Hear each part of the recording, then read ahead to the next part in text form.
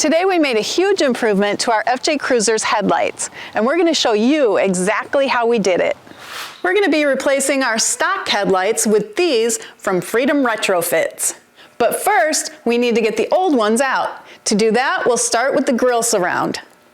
We'll start by taking these clips out of the very far ends. There's one here and one way over there. Simple screwdriver. To get these loose, take a normal screwdriver, pop up that button that's in the center, and then pry the rest of it out like that. We have those two clips out. Now we're going to take out these two screws at the very top. Now you can either use a socket or just a Phillips screwdriver to take these out. Now there's some more clips holding the Grille surround on. Two on this side and two on that side. One at the top and one down here at the bottom of the Grille. Just take a flat screwdriver and pry those loose. Just like that. Now we'll do all that to the other side. Now on your FJ, you're going to have another clip dead center down here at the bottom, right in front of the radiator. We no longer have ours. We had to take it out to get it behind our big winch. But you'll have one. Now these two spots where we had the screws in these little fasteners, you're going to notice that fastener is sticking up a little bit, so we have to pry the Grille surround up and over that fastener. And then we're ready to take it out. Now at this point, you'll be able to just grab your Grille and pull straight forward. But again, because we have our winch in the way, we have to pull out and up.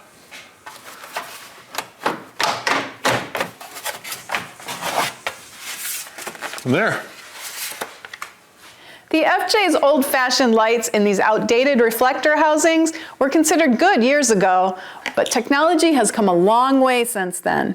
We did replace our old bulbs with LEDs some time ago, but they really don't work well at all with these reflector housings. The light appeared to be brighter, but it went everywhere, being a bit of a menace to oncoming traffic. The only good way to control light emitted from an LED is through a projector housing designed for LEDs, like these. Be sure to watch to the very end. We'll be showing a comparison of stock headlights, LEDs in a stock housing, and LEDs in a projector housing.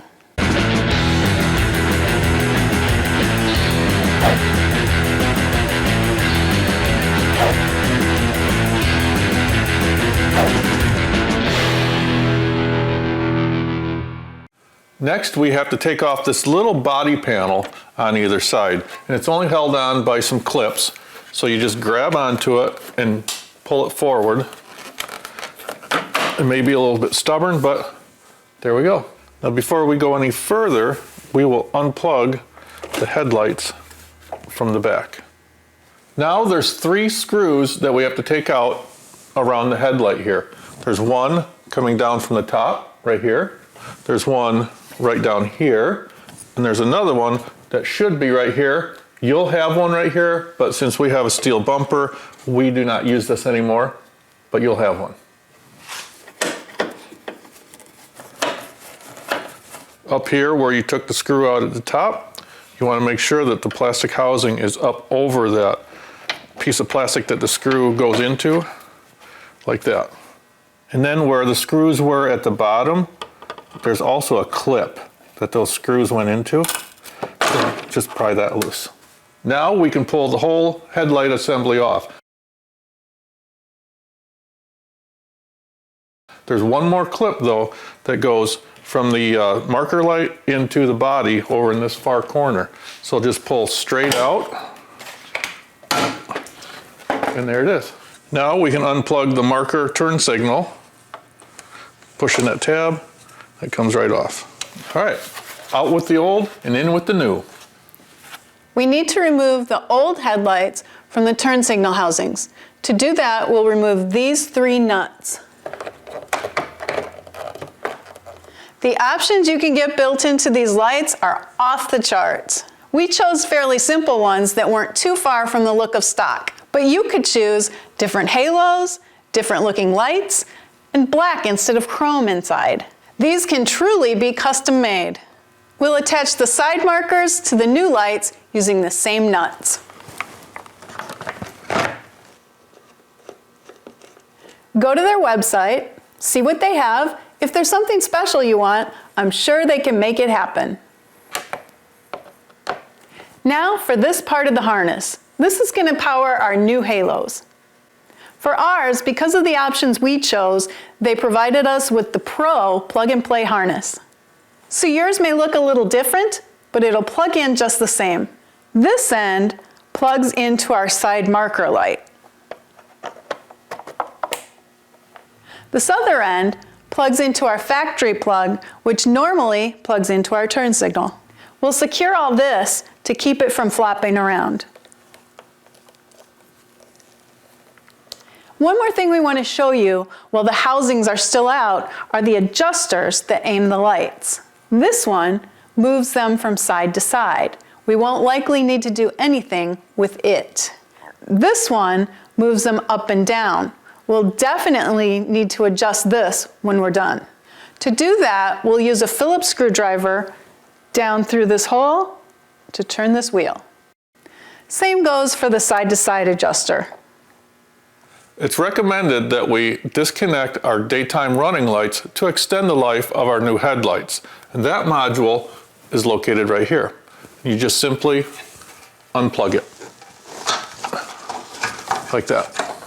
So now on to the new main wiring harness. But before we go any further, we're going to take the fuse out of here just in case there's any mishaps. This is the controller for the high and low beams. We're going to mount it right here on the firewall with a small self-tapping screw.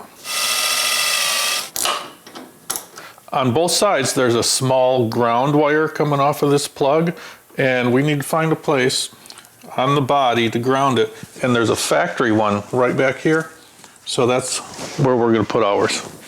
Then we ran the red wire off of our main harness over to the positive terminal on our battery and bolted that on. We made sure that the fuse holder is out here in the open so we can get to it easy. This is the 3-prong plug that used to go to our old headlights, and this is the 3-prong plug on our new wiring harness. These go together,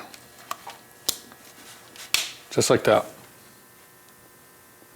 We're going to run our wires over to the passenger side through an opening down here in the radiator support, down in front of the radiator, over to this side. Now these cables here going through, this is for our winch and a bunch of other lights, but you'll probably have a lot more room on your FJ than we have on ours, but they will go through there. And after we're all done, we'll zip tie all this up nice and tight so it's not flopping around. And we go back into the other side over here. This old 3-prong plug that used to go into our headlights is no longer used now, but to keep it in usable shape, we're going to put some tape over it to protect all these contacts in there, just in case we want to go back to our original lights. Now, just like on the driver's side, the passenger side also has to have a ground, and there just happens to be another factory ground on the fender well right here, and that's where we're going to put ours. Now, no matter where you put your grounds, make sure that this is contacting bare metal. You absolutely need a good ground. And now we're ready to put our new headlights in. This is the plug coming from our new lights. This is the plug from our new harness coming across from the other side, and we just plug those in. Make sure that this little knot right here coincides with this, and that's what locks it together. Just push until it clicks, like that. Now we've got this little cord coming out of our new lights, a little 2-prong plug on it. That gets plugged into the other 2-prong plug coming from our main wiring harness. This activates the high-low beams. Okay, we have all the wires plugged in. Now we can put the assembly back in. Make sure these wires are nice and safe behind here still. and not binding up anywhere. Then we'll put this screw in, screws in down here, and we're off to the other side. Plug in the turn signals, and plug in for the headlight. Plug in the little two-pronger. Before we put the grill back on, we're going to test the lights. But before we do, we have to replace that fuse that we took out earlier. First, the marker lights. These are our new daytime driving lights, and they're much less obnoxious than the ones we used to have. Next, the driver's side turn signal. We chose the switchbacks. And the four-way flashers. Now, the headlights. Low beams, high beams. Now we can put these little body panels back on and just line up the clips into the holes and give it a smack. And make sure that it's in there all the way. These things have a tendency of flying off. Okay, now we can put the grill back on. If you don't have a big winch in front, you should just be able to just put it up like this and push it on. But you saw how we took ours off where we have to kind of snake it out. So we put it behind our winch, and we have our headlights covered up with some rags to protect them from getting scratched. And we're in. Now line up those clips into their holes and push it in.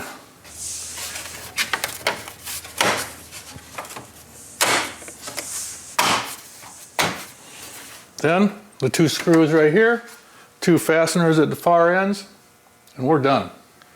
Now we need to adjust them so that the low beam light goes down the road fine, but not into the eyes of oncoming traffic. Now this can be as complicated or as easy as you want to make it. There are tons of diagrams and opinions about how to do this online. We prefer to do it the easy way, where we park 25 feet away from a garage door or a solid wall. Then we make a mark, usually a piece of tape, on that garage door or wall, and we're going to start at 30 inches up from the ground. Then we'll take it out and drive it around a little bit. If we get flashed by oncoming traffic, we'll lower them down a couple inches.